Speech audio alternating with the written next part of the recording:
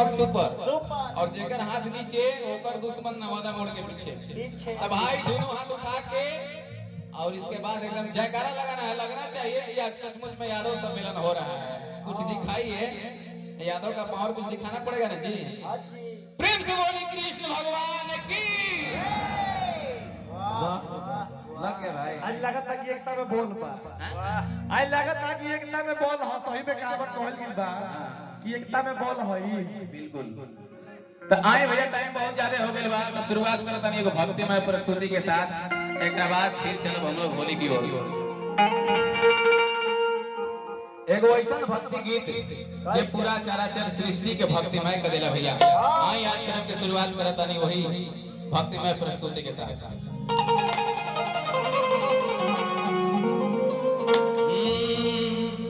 कर्पूर गौरम करुणावतारम संसार सारम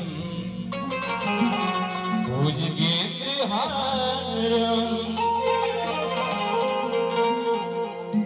कर्पूर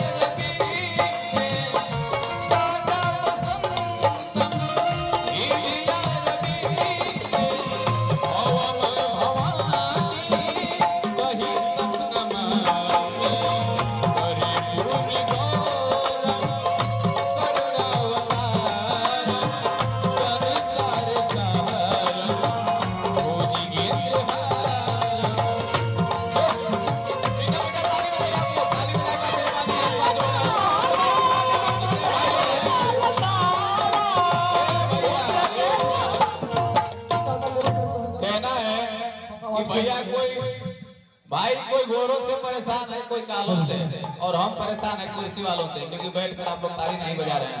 भक्ति हो रहा है, जितने लोग भी माता रानी से छोटे हैं सबको दोनों हाथ उठाकर ताली बजाएंगे। माता के लिए बजाना है। कहना है क्या कि कर्पूर गौरम